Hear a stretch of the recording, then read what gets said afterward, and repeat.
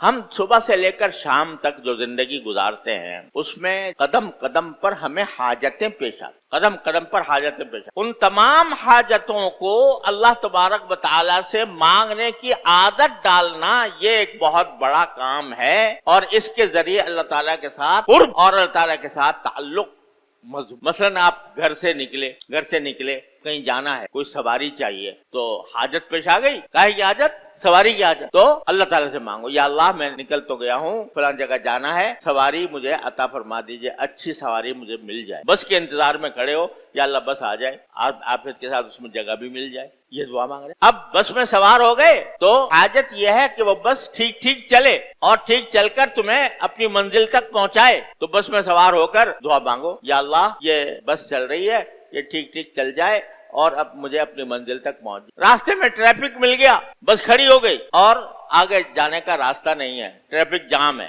یا اللہ یہ traffic jam ہو گیا، اس کو اپنے رب سے کھول دیجئے۔ مانگتے رہو جب تک ٹریفک کھلے، اس وقت تک مانگتے رہو۔ اپنی منزل تک پہنچنے لگے تو جس مقصد کے لیے جا رہے ہو اس کے لیے دعا کرو، یا اللہ میں اس کام کے لیے آیا ہوں، یہ کام میرا پورا کرا دی۔ پھر اپنے اگر فرض کرو تجارت کے لیے جا رہے ہو تو اپنی دکان پر بیٹھنا ہے، تو یا اللہ میں دکان پر بیٹھ تو جاؤں گا لیکن مجھے اچھے گاہک بھیج دیجئے اور مجھے تجارت میں نفع عطا فرما دیجئے۔ اگر کہیں ملازمت پہ جا رہے ہو تو یا اللہ میں جس کام کے لیے جا رہا ہوں مجھے آسانی کے ساتھ اچھے طریقے سے کرنے کی توفیق عطا فرما دیجئے۔ ایسا نہ ہو کہ میں اپنا وقت بھی خرچ کروں اور محنت بھی خرچ کروں اور کام غلط ہو جائے، تو اس کو مانگتے رہو۔ واپس گھر آئے تو یا اللہ میں گھر میں داخل ہونے والا ہوں، گھر میں داخل ہونے سے پہلے دعا کر لو کہ یا اللہ میں گھر میں جب داخل ہوں تو سب کو عافیت کے ساتھ پاؤں، اچھی حالت میں پاؤں۔ ایسا نہ ہو کہ میں گھر میں داخل ہوں تو معلوم ہو کہ صاحب فلاں بیمار پڑا ہے اور فلاں کو پریشانی لاحق ہو گئی ہے، الیاذ باللہ کہیں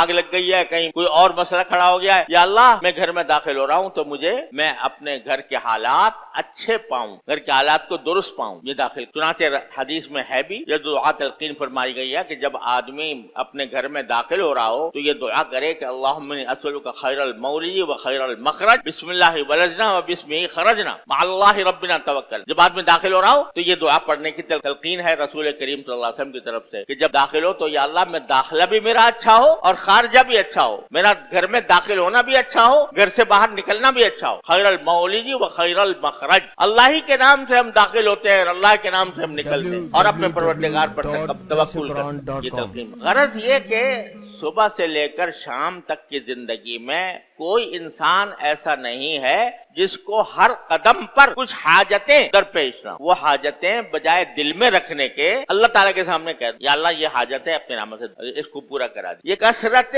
دعا کہ ہر وقت زبان پر کوئی نہ کوئی دعا ہو، مانگنا ہو۔ یہ کہاں کرو گے؟ وہ حمام کہاں جھوکو گے بیٹھ، اور کہاں جا کر مسجد کے وضو خانے میں بیٹھے رہو گے، وہیں پر زندگی گزارو گے۔ لیکن یہ کام نسبت بہت زیادہ آسان ہے، لیکن چونکہ آسان ہے اس واسطے بے توجہی ہے۔ آسان ہونے کی وجہ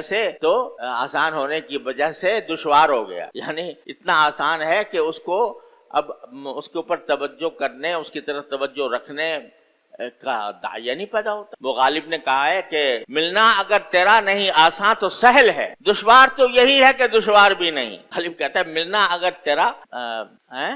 اگر تیرا نہیں آسان تو سہل ہے، اگر تیرا ملنا مشکل ہوتا تو پھر تو معاملہ پھر بھی آسان تھا، لیکن دشوار تو یہی ہے کہ دشوار بھی نہیں، بالکل آسان ہے۔ دعا کرو اللہ تک پہنچ جاؤ، دعا کرو اللہ تبارک و تعالیٰ تک پہنچ جاؤ، دعا کرو اللہ تعالیٰ سے قرب حاصل کر لو، اس کے ساتھ تعلق جوڑ لو۔ آسان ہے، لیکن چونکہ آسان ہے اس واسطے اس کی طرف سے اتنی ہی بے توجہی کرتے نہیں، یاد نہیں رہتا وقت پر۔ یہ یاد رکھنے کا جو بات ہے یہ مشق سے کہ ایک مرتبہ پہلے دن میں یہ عزم کر لیا جائے کہ میں اپنی ہر چھوٹی بڑی حاجت اللہ تعالیٰ سے مانگوں گا، لیکن عزم کرنے کے بعد اس پر بتکلف کچھ مرتبہ عمل کرو، پھر ذہن سے نکل گیا، بھول گئے، پھر یاد کر کے دوبارہ شروع کر دو، پھر یاد کر کے دوبارہ شروع کر دو، پھر یاد کر کے دوبارہ شروع کر دو۔ یہ مشق ہے، اور اس مشق کے نتیجے میں پھر انشاءاللہ یہ عادت ثانیہ بن جائے کہ آدمی کا اپنی ہر حاجت کو پیش کر رہا ہوگا اللہ تبارک و تعالیٰ کی طرف، تو یہ انسان کے لیے پھر آسان ہو جائے۔